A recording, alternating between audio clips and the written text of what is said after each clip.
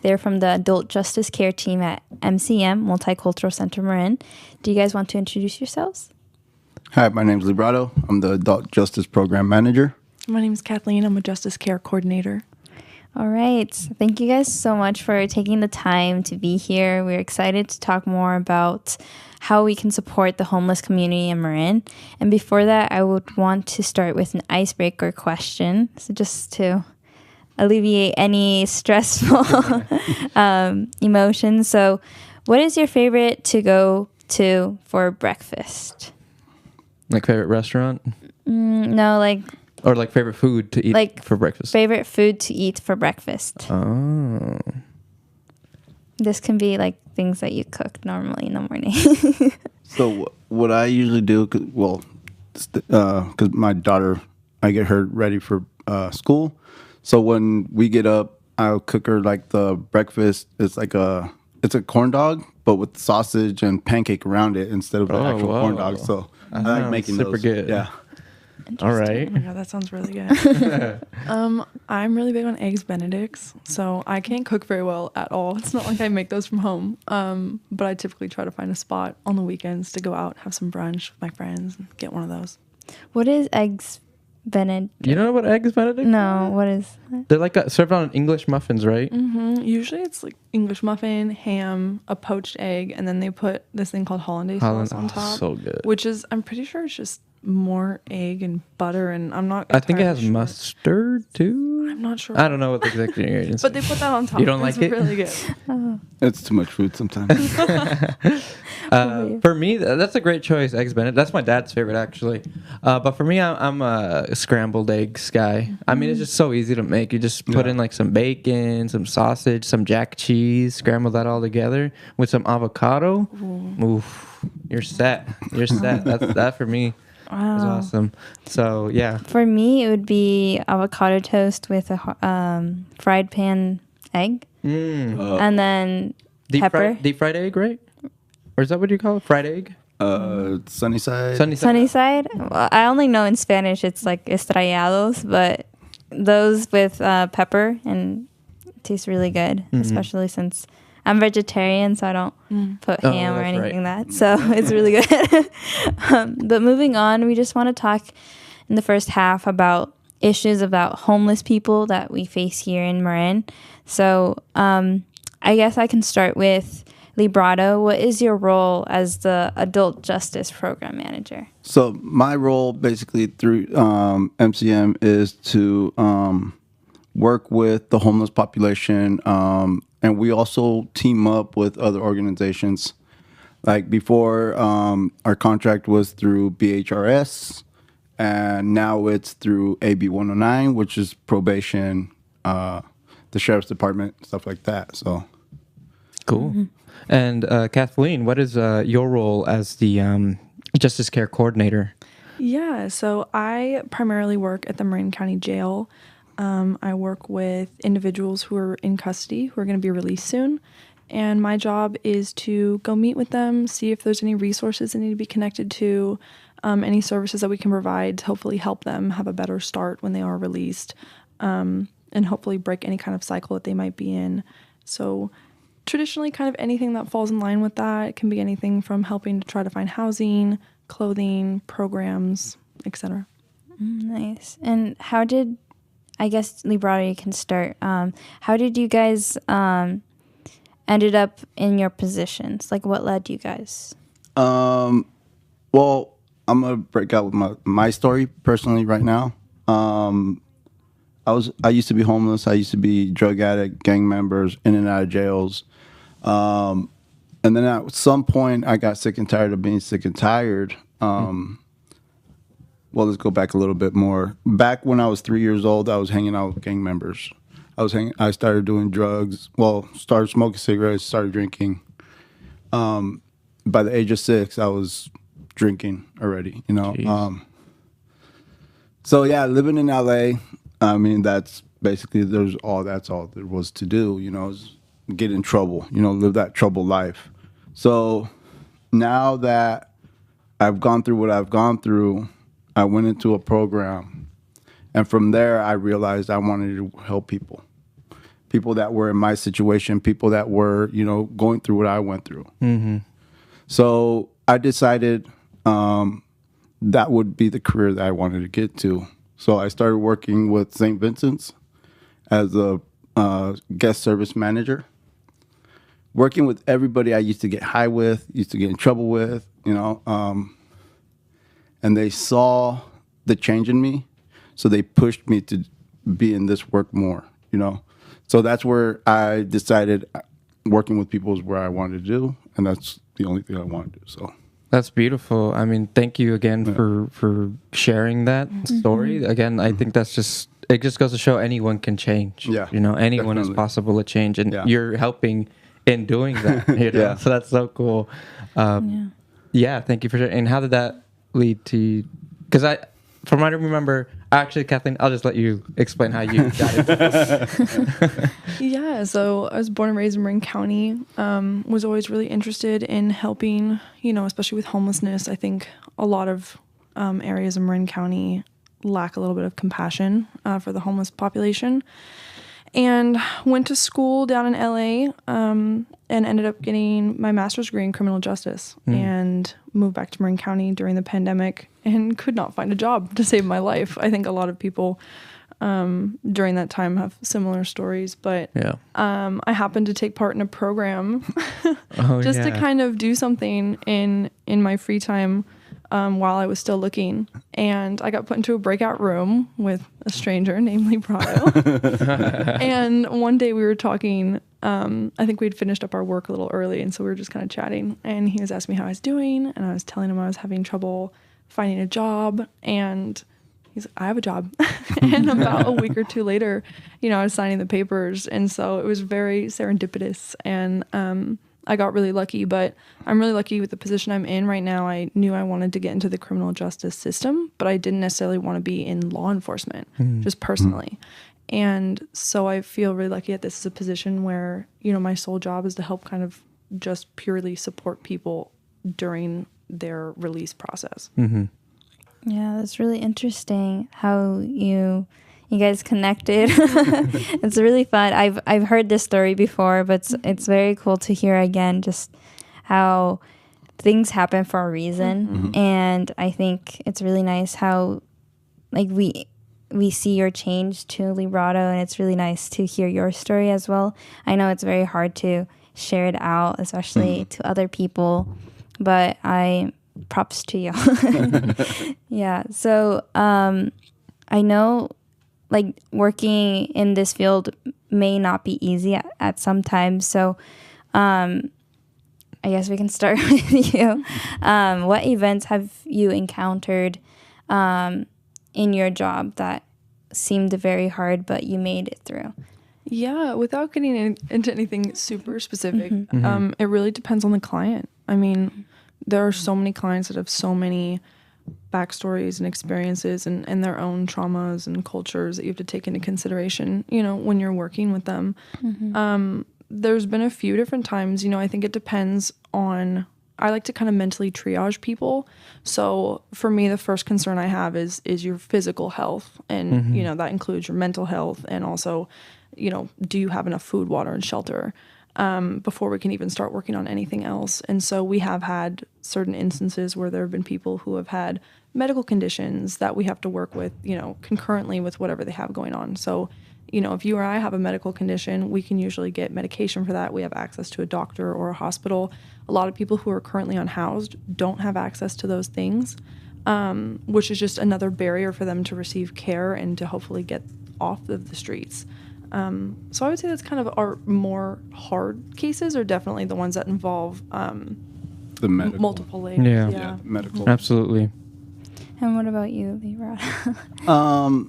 Like she said, we've had people, our most difficult cases are the ones that are medically, the ones that need the medical assistance, but they're in denial of it, or they keep refusing it.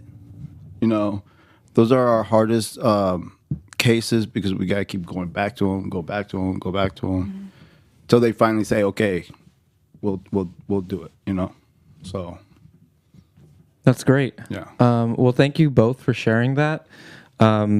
Again, it's not an easy job by any stretch of the imagination, but you guys, I think, are just really well. Yeah, I think what comes with the job, right, is you just have to understand what you're getting into. Yeah. Like, you already know what you're getting into when you sign up for the job, and that's very important. Because I feel also when, let's say, you put yourself in the shoe, because I'm sure you guys do this all the time. You guys put yourself in the shoes of the clients that you guys help out. So I feel like if you can't understand that to begin with, then you're not going to be successful in doing the job, right? Yeah, definitely. Because what a lot of people tend to think about the homeless community here in Central Falls, especially because it is a big issue and it's an ongoing issue that we face here every day. Yeah. Everyone here faces every day. I forgot who said this, but someone told me that like the homeless is part of the community. Like they're your definitely. neighbors. Yeah. Like homeless people are your neighbors. Yeah. You know what I mean? They're not going to go away. And if people don't do anything about it, then it's going to cause even more issues. Yeah. You're going to see even more issues on the streets. Yeah. And, you know, with that said, how many clients do you guys handle at a time? Like how are the caseloads? How does that kind of process work? So the process for that is right now we don't really carry a caseload. Okay. We just get referred everybody and anybody through for at least me, I get referred people just walking into MCM building or walking down the street. And I never say no to them, even though my contract's solely with probation right now.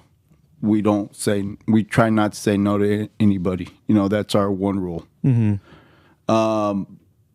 But we do have to focus on probation clients a little bit more than anybody else. Gotcha. You know, so, Yeah. but we don't say, no, we can't help you because our contract, this and that.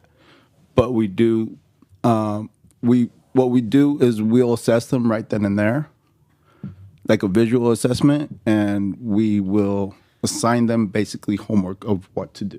Yeah. You know, if they're capable of filling out the paperwork, okay, go ahead and fill out the paperwork and we'll meet next week. You know, something like that. We'll start off small. But yeah. Gotcha. Have you guys encountered a homeless person who didn't have like any paperwork like for them to apply to jobs? Yes. Oh, absolutely. Yeah. Yes. And how are you guys like able to like help manage that? I always been curious to know.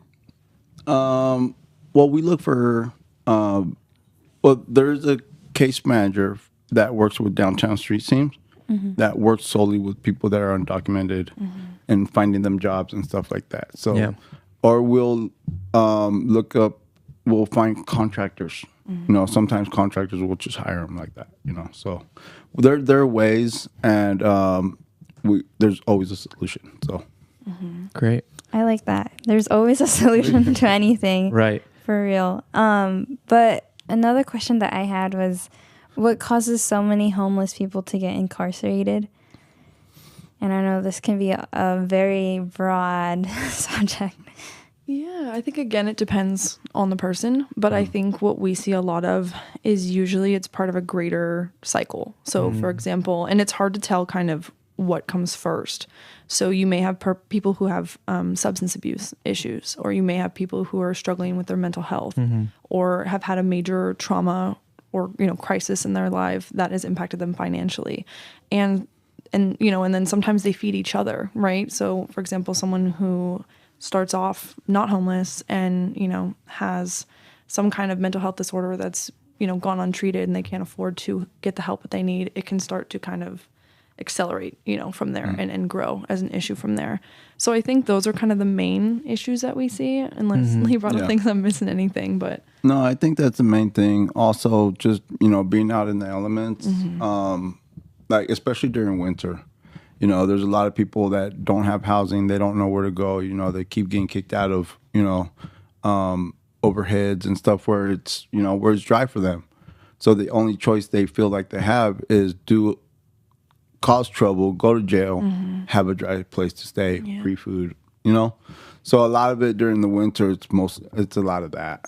I think one of the things that I saw through Instagram was I saw that they were uploading videos of people who are homeless. Oh yeah, sharing the their, Tales from the Streets. I think that's what it's called. Yeah, and I saw a lot of what you mentioned, that they have their own stories, and some have like trauma issues, and so that just shows that mental health is very important and should be talked about, and should be like, it should be very open for everyone to get resources when they need help.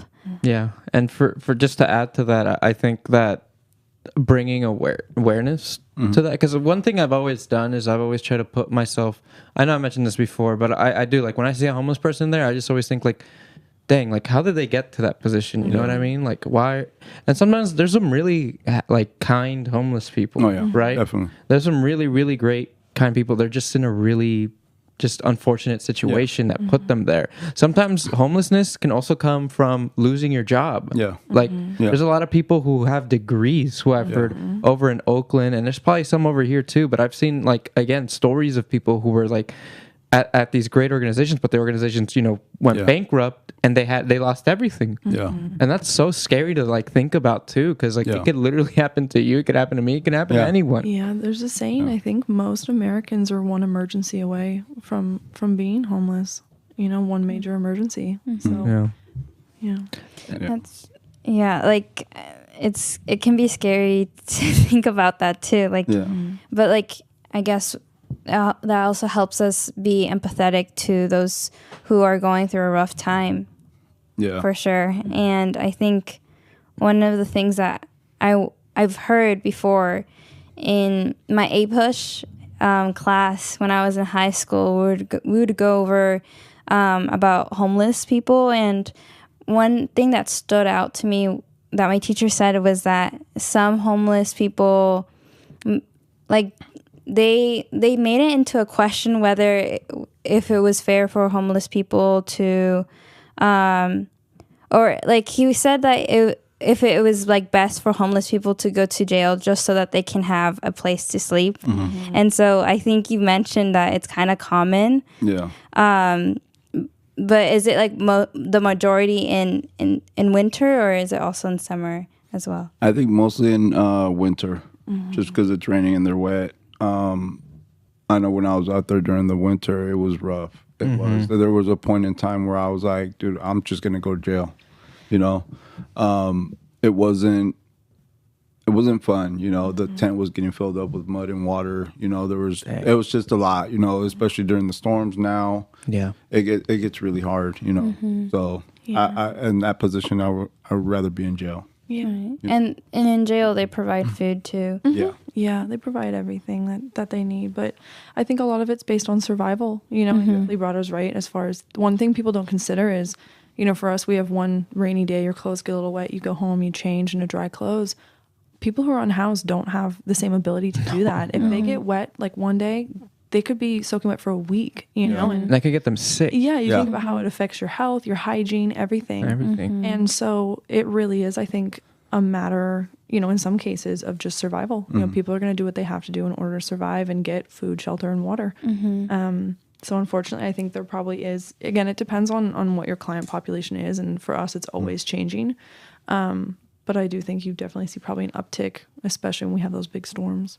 And I think that also leads into my kind of next comment on this, is that what I've noticed too from the clients that come in is that a lot of them are just so untrustworthy of a lot, not just people, but like the organizations and everything else. Like we always end up kind of being, I feel like, the last hope in a lot of ways, because they've already gone through the other organizations. And the thing is, I think a lot of people fail to realize that, oh, well, if they're homeless, they could just go to a homeless shelter. It's like, no, it's not that simple. Like a lot of them either have trauma or have had, some sort of abuse or some sort of like, they got hurt by someone here specifically, because the homeless community, it's its own community. So they all kind of know each other. And they all kind of create their own little groups. They all have their own little cliques within these homeless communities. And what ends up happening is if you don't click with any of them, then you're by yourself. And there's people out there that are at these homeless shelters that are just like, they scare other people away. So they're like, I don't want to go to that homeless shelter because I'll see so-and-so there. And I feel like that's unfortunately super common among the women who are homeless. Yeah. Who I feel like just face so much abuse out there because they're so vulnerable. And like that kind of stuff really just makes me really upset. But yeah, things can get really complicated. Yeah, it definitely does for sure. You know, there was when I was out there, we had our own little group. You know, it was a bunch of guys and then a couple of girls, but we'd always sit there and protect them no matter what. You know, one thing we had within our group is what we told each other is we'd never lose our morals. Even though we're out here, we're doing drugs, we're acting dumb, we're going in and out of jail. Protecting the women is number one. You know, respecting others. You know, all those little things have kept us in a position. And a lot of the people in that group are sober and they're out, they're housed, and you know they're doing what they need to do. Right. You know, but it's just because we had the accountability for each other that we would not go beyond a certain point. You know. Yeah, I feel like that's pretty interesting, your story, because I feel like in certain situations where there's like homeless people, but there's a lot of gangs too. And so like I know it can be very hard for homeless people at night because it can be like they can be very paranoid because like there's gangs, you know, and like you never know what can happen at night too. So it's like very scary as well. So so there was a point in time when I was on drugs and I was just losing my housing. And I was walking home to go to work the next day and I was stabbed 10 times by rival gang members right behind Davidson, you know? So yeah, definitely. And then like when we were out, when I was actually homeless and, you know, we were sleeping as a group, you know, there was at least 10 of us. And one dude decided to come and throw a big old metal thing at the dude sleeping right next to me. Jesus. But luckily he woke up and was able to kick it, you know, but we, you know, if we weren't in a group and he was assaulted, you know, nothing, he wouldn't have survived. Like how would he have survived? Yeah. Right. Yeah. So that's why a lot of also people click up. Yeah, no, it's really tough out there, and I'm so glad that you guys are able to be there to help and have resources for them, because there needs to be help with them too. It's not just, you know, normal people who need help too. It's people who, like, I feel like one thing that I've noticed is that homeless people, like, it's very you can see that they're struggling, and so like for us, like we struggle too, but we can also help them too, if that makes sense. Yeah. And I guess one thing before we move on to the next half, I just wanted to end in a happy note. So what is one thing that you guys love about your job that just brings up your day? Oh my goodness. I think any kind of success that we have, no matter how small it is, I mean, you really do share your client's pain, you share their successes, you know, you share so much with them. And I will say in this field, it's hard because it is a hard path, both for you and the client. You know, you both have to put that work in together. And so sometimes it's a repetitive process, but you know, to me, it makes it completely worth it every time just one person, you know, breaks a cycle, no matter how big or how small it is. It's a huge accomplishment. You know, the time somebody completes a program for the first time, or, you know, gets a job for the first time, or sometimes, you know, we'll get a letter back and the office will just be in tears because, you know, they'll just say, thank you for not giving up on me, you know? And I think for me, it's just anything that I can cheer on. I'm like, I'm your personal cheerleader. You know, I want to see you succeed. And that's what I'm here for. So yeah, basically the same thing, you know, the success stories, like even to this day, I see clients that were housed, you know, with still smiling, you know, that's what brings me joy, because those are so far in between that, like, you're like, oh man, at some point you just feel like giving up, you know, but then you see that client, they're smiling and you're like, oh, that's why I do it, you know, because we're not going to do this and get famous. We're not going to do this and be rich, you know. And that's not what we're in it for, you know. We're in it to help others because we share their pain, you know, and we love helping the community. No, I thank you guys for like sharing. I think it's really contagious of when there's people who do succeed and make a change, and that's what like I get happy just hearing stories about that too. Even though I do a different type of work, I'm sure they will remember you guys for helping for sure. Like it's really a tough job, but I see that's very rewarding. And I just wanted to add it's a process. So just any kind of win, any kind of success is huge, right? Because again, when you're working in this field, you're used to this negativity. You're used to like all of the bad things that come, you know, or you know that you see out there in the street.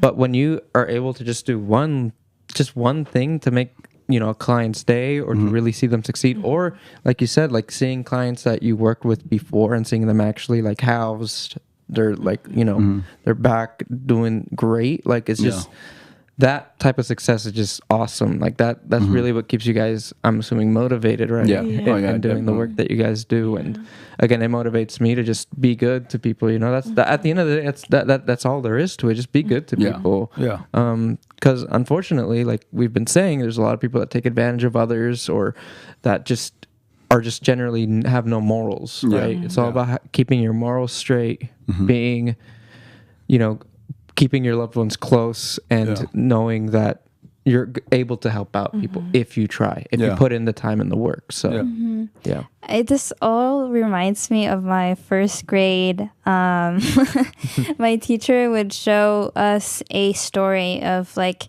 where we fill the bucket to someone else. I don't know if you guys remember that story where you fill in someone's bucket with happiness, and then it's contagious and it just flows around other people. And I think that's what's going on here with like the success of one person can help other people around his circle or her circle, and it's just very impactful. So it's really nice to see that in your jobs. And I just don't get discouraged. I know you guys are not, but you know, keep fighting. You guys got this, and we'll be right back. We'll be playing a song by Ismael Laura, and hope you enjoy. With you by my side. In the whip, thinking of your smile and your perfect laugh. I know you're still alive, cause I feel presence. See next to me with you by my side. I'm indestructible, more powerful. I'm gonna make you proud. Saying I don't wanna one south. Fast tracking through the Golden Gate, trying to get home a buy.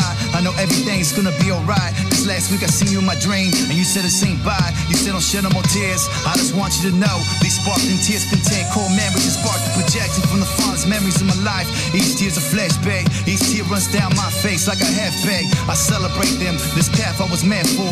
Pain and lessons, gifts from the heavens, no longer question. They strain my bond, my sons, so we don't commit the same mistakes in the strange cold game. To transform darks to light, we meant for. To help others spark they shine, I was made for. I am king, gradual unconditional love is what evolved my wings. This is how I flew out of eternal purgatory. Changing my patterns to aviate to fly patterns. Move through the cosmos like the Green Lantern. With you by my side, I'm afraid to fly. With you by my side, I feel the urgency to truly live life. With you by my side, I understand we don't ever really die. We walk in stars destined to rise. We rise. All right, and we are back. So again, that was Walking Stars by Ismael Lara, who was actually at the Mental Health Symposium over at College of Marin that we were at. We were actually all at that. So shout out to the Mental Health Symposium over at College of Marin. Great event, great outreach event, lots of great speakers.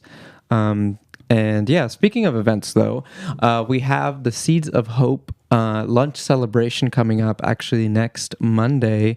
Librado, do you want to talk a little bit more about it? Yeah, so the Seeds of Hope is basically a bunch of resources that are coming together in one location. And we go there, even MCM will be tabling. Tay Radio, I think, will be there too. And we go there to help the community.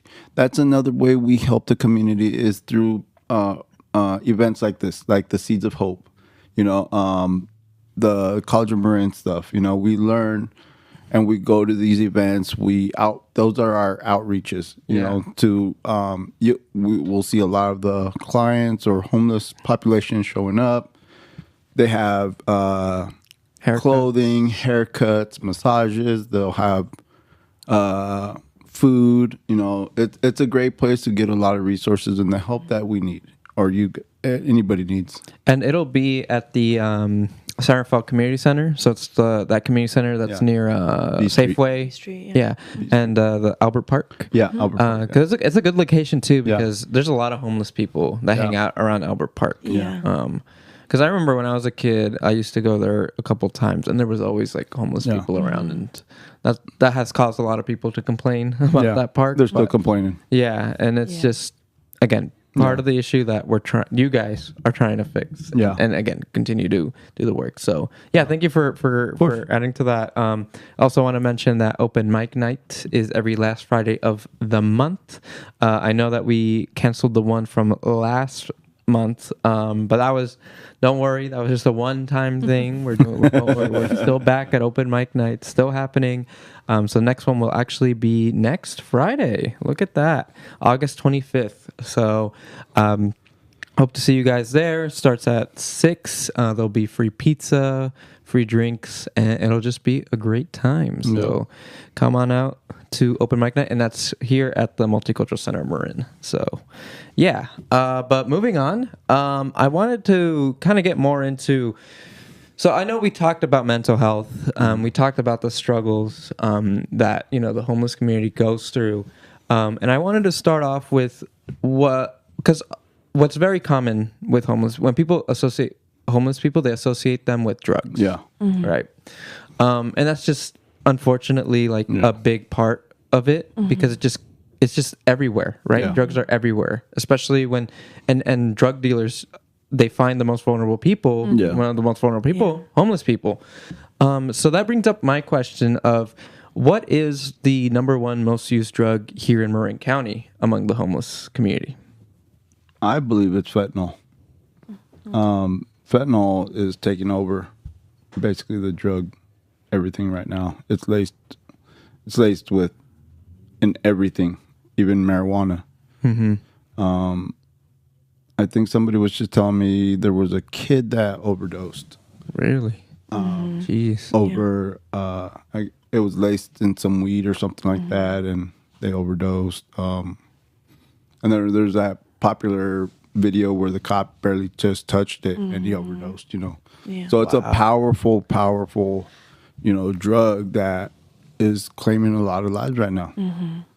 Wow. Yeah. And speaking of that, of overdosing, right? Unfortunately, it's very common among the homeless community. I know that one of the ways to prevent overdosing or to help someone who's currently overdosing is using Narcan. And Kathleen, did you want to talk a bit more about Narcan? Yeah. Well, Narcan, you might also hear it called naloxone, is used to prevent opioid overdoses. So it blocks the effects that opioids have on the brain. And the biggest one that typically actually causes people to overdose is like they stop breathing. And so it works almost immediately. And what Marin County is doing a really great job of, there's an organization called OD Free Marin. I definitely recommend checking them out. They do a lot of work and trainings for Narcan. What I think is great about it is you can carry it with you. Anyone can use it. It's non-invasive in the way that you don't have to, it's not even like an EpiPen where you have to use a needle or anything. It's just a nasal spray. Typically the one that you get is a nasal spray.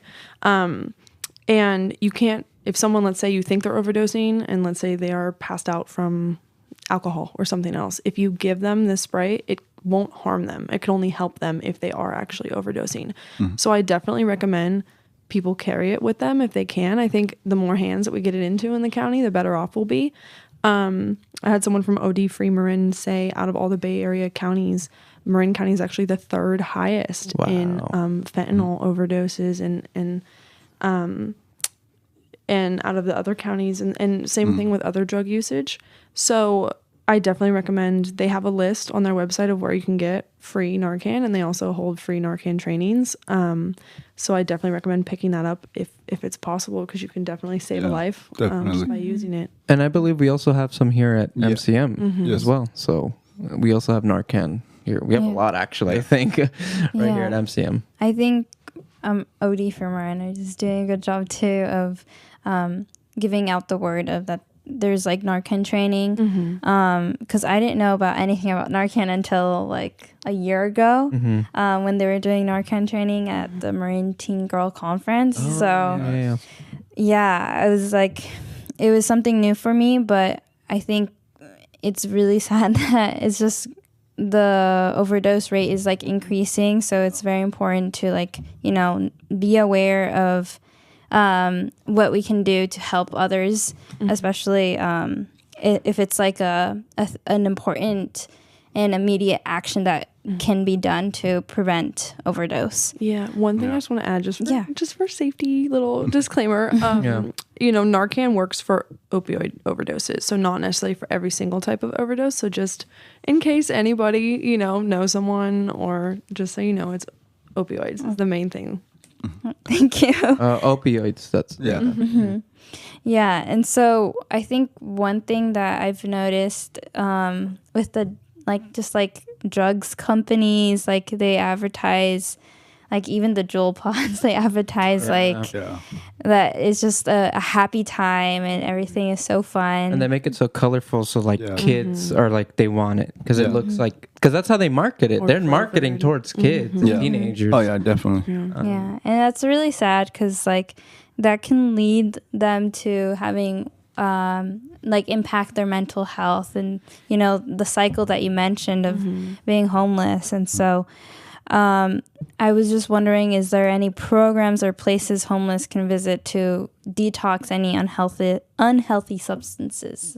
Yeah. So we do have one location here called Helen Vine that can go detox. Where's that located at? That is located here in San Rafael, up by McGinnis Park. Oh. Yeah. So also we are also working with the Dr. Davidovitz over at Marin General. He is the I forgot what he's called, but he works with people that want to detox. So if they need a medical detox, we can send them over to the emergency room and have them ask for him, and he'll work with them. Perfect. Yeah. Yeah, I heard, at least from my understanding, like it's very hard for someone who's addicted to any like drug to like just like stop using it, because it can be very harmful. And so there's like certain steps into do it much safer. Yeah, for sure. And that also leads me to ask, what are some of the housing programs that are out there, or housing resources that are available for the homeless? So right now we, the county started a program called Whole Person Care. So basically we do like what we call VISPDAT for short, because I can't remember the whole name. I call it a vulnerability assessment, you know? Okay. So we give them that, and then we put them into the system, and then from there they get put where they need to get put. And that can work with getting them Section 8 or some type of housing program, whether it's like, or a housing case manager that will work with them and either get them into an SLE or some type of housing program. Gotcha. We also have Jonathan's Place. It was the homeless shelter.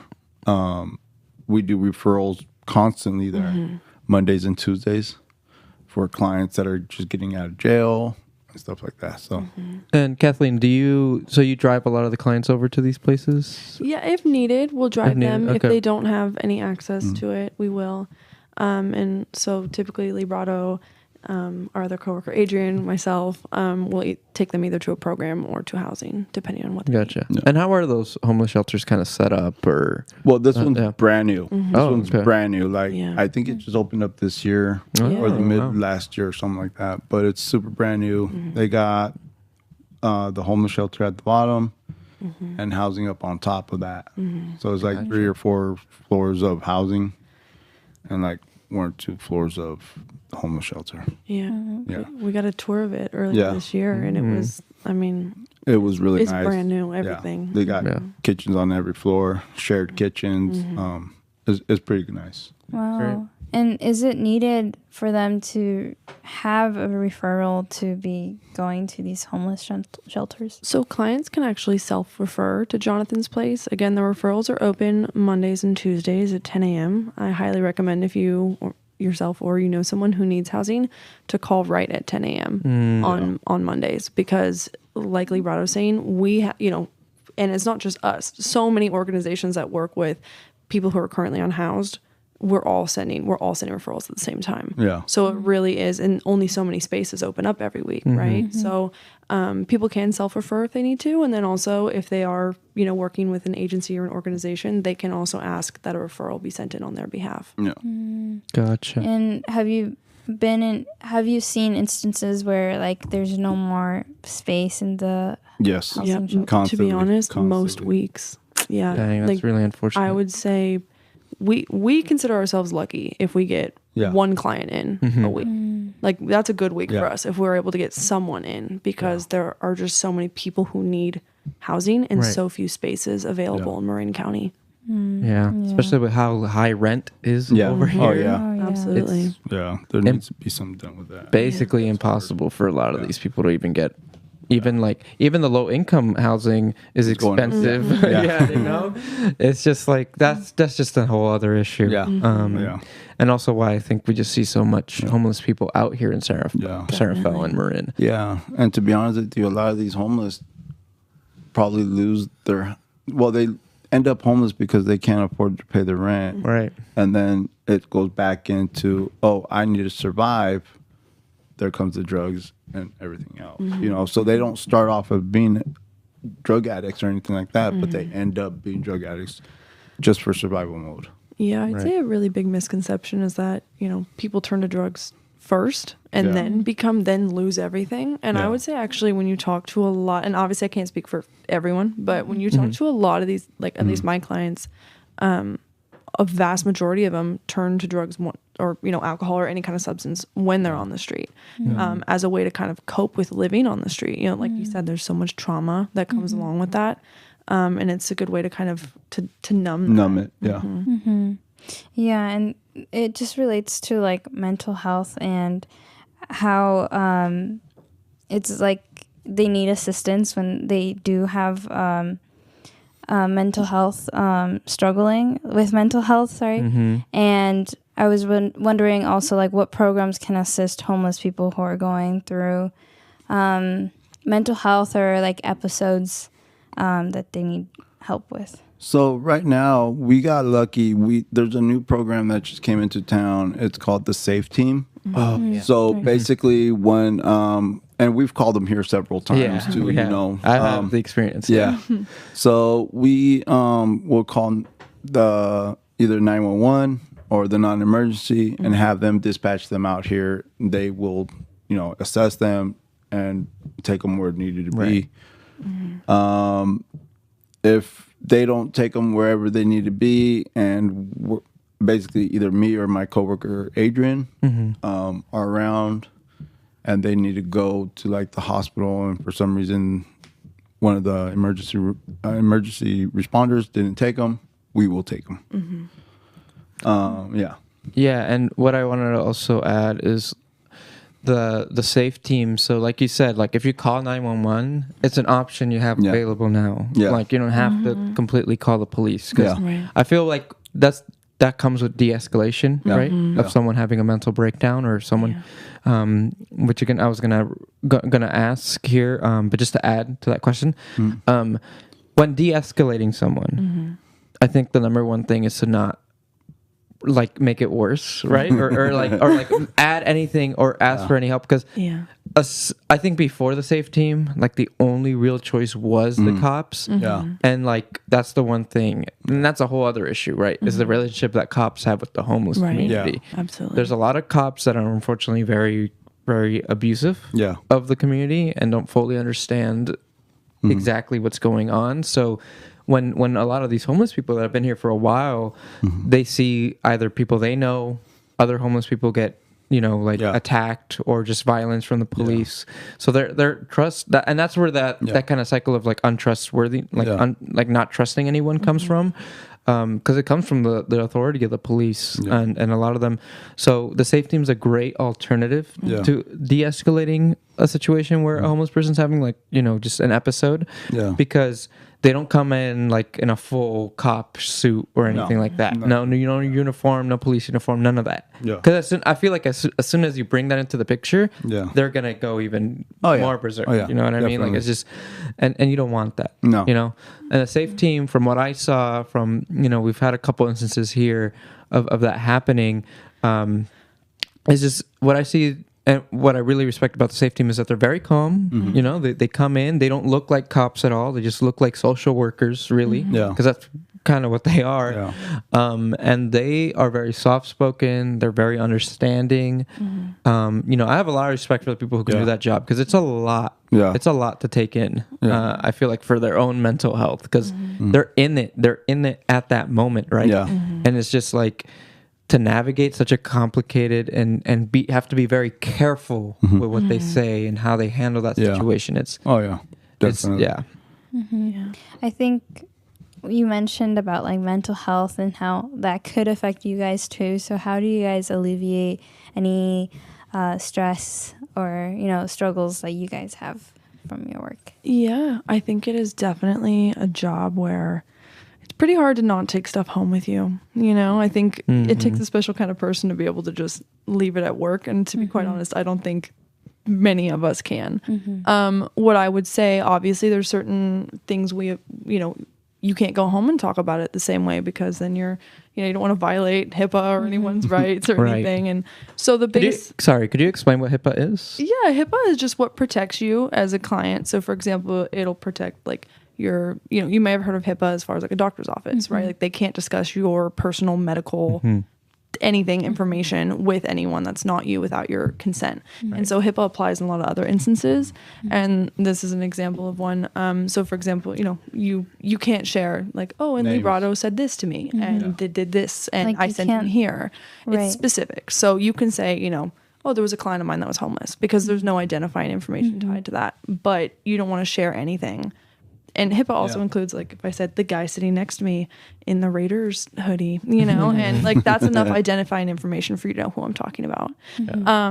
But just back to your question, the biggest thing I think is really, for me at least, I feel so incredibly lucky. I have incredible coworkers, and they're also bound by HIPAA. So we, and they work with the same clients. And so sometimes you will have a really hard like assessment. I'll go upstairs and I'll come down and I just need to take a beat, and so I would say relying on the people that you do work with, that like we're a team and we're in this together, and we're all, we want to see, like we said, our clients succeed, and we want to see each other succeed in this field and be the best version of ourselves in this field. And then I'd say just on a personal level, I tell people, if know when, I call it knowing when to tap out. So there will be times, let's say if there's a very emotional or emotionally charged kind of interaction that leaves you a little, as a person, there are times where you get a little flustered. Just taking a minute for yourself. And that again comes back to the coworkers. Sometimes I'll tell Librado, I need to take a minute. Can I go get a cup of coffee, come back and just take some time to re-ground yourself? Because if you continue pushing yourself, you're not going to be the best version of yourself for your other clients. And it's from my opinion, I always want to show up my best version so I can help them to the best of my ability. So just knowing when to step back. Other people are always willing to step forward if you need it. Yeah. That's great. Yeah. So basically almost the same thing, just self-care. So self-care, whatever it is, I go home, play video games. And it did take me a while to learn not to take it home. And there are some times where I'm just like, oh man, I could have done this, I could have done that, and then I got to remember once I get home, because I have a daughter, so I can't let her see that affect me. So I have to find a way and it's video games or going to church, Softball. softball. You guys play softball? Yeah. Oh, I did not know. Well, we're about to have a scrimmage together soon. But I've gotten pretty really soon. into softball. And Librado and I have been talking lots of softball and baseball. So Yeah. So stuff like that, helps really like calm me down and, leave that at work. Mm-hmm. Yeah, I think I can relate with, I think just like finding different outlets to relieve any stress. For me personally, I go on runs when I'm like really stressed out, just because it helps me feel much better. There's like, I'm pretty sure there's something biological about it. Like I think it releases endorphins, if I'm correct. So it just really helps me like just run, and if I can't run, I just take a nap, which is the opposite of running, but that's something that helps me. I don't know if you want to have any suggestions. yeah, I mean, like I said, doing a sport, like doing something active, I think is just such a good way of de-stressing from a lot of negativity and a lot of like negative, just again, like you guys were saying, it's part of the job. Yeah. But even when I'm trying to de-escalate something here in the office, and a lot of the things that the clients are saying, it can screw you up after a while, because then you're thinking about it, you're like, dang, that's awful. Like, this is happening to like another human being. And another thing we didn't even touch upon is that there's also people living in boats. Oh yeah. Yeah, The that's another thing that people should know. So they go through their own other experiences in there, and it's just crazy to like for me to come home and just think about that, because I mean I don't work on this field, but I get to see a lot of what you guys work because you guys are here, and it just opened up my eyes. But I mean just to go back, I just de-stress again, same thing, video games and just and also hanging out with friends. Like I really just going out with friends on the weekends and just kind of de-stressing and kind of taking away work, because you can get really invested into this type of stuff. You really can. You can. But it's not healthy either, right? So it's about finding that balance. I think one of the things I would say is like, don't take anything personal when you're working. Just because it's just like like for me, I've noticed that if you take it personal, it's just gonna start fighting, quarrels, anything like that.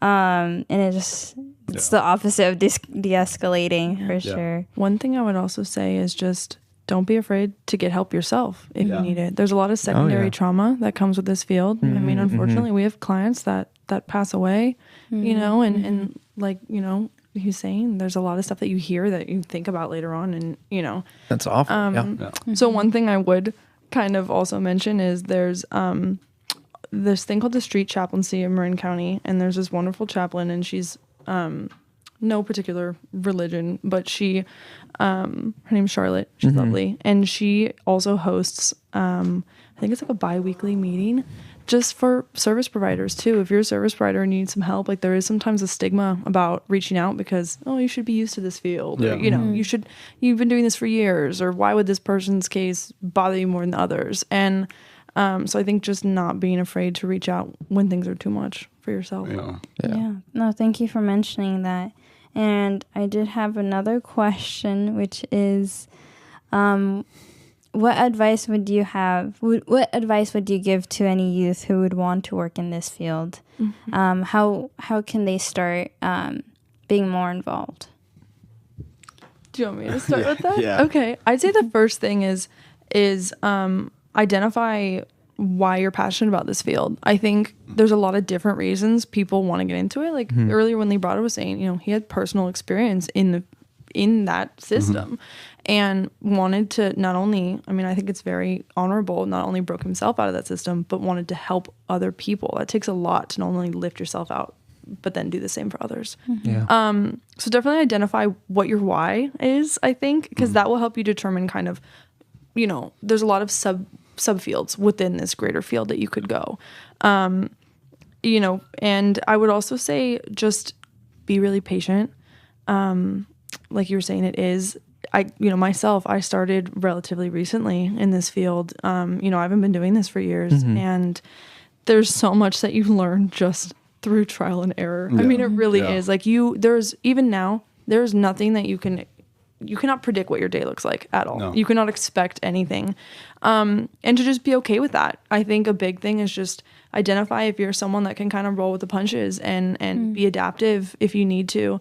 And then I would also say, just because I know we've touched on some kind of heavy stuff, just there's so much more good. I think it's really easy just as a society as a whole to, especially with homelessness, you see it and it's human suffering and it's hard because humans are naturally empathetic. So it's really hard to see that suffering. And I think we're really taught to ignore it in a lot of ways. You don't look at homeless people, you don't interact with them. You just kind of, if someone's having a mental health crisis and, something's going on, we kind of just walk by and make ourselves small. And I would say for youth, don't be afraid to do something. Now, I'm not saying get physically, involved, but don't be afraid to call the SAFE team or to make a step, because making any action, no matter how small, is better than no action. And then I think you can definitely count yourself in, there's so many more people that want to make positive change. So no matter how much of the negative that's shown on the media or that's talked about or it's in newspapers or whatever it is, there's so many people behind the scenes. I'd say for every one person, one client, you'll have 10 people that are working together to help them. And that's always very inspiring and motivating to me. So don't let the negative overshadow just how much good there is. That's why the field exists in the first place. Yeah, definitely.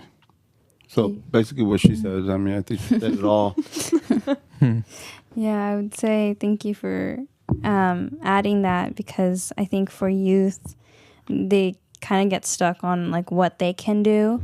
And I think one that you mentioned was the SAFE team. Like if they need help, or if they're having a episode, can help with calling the SAFE team. And I know you mentioned about just to call for homeless shelter.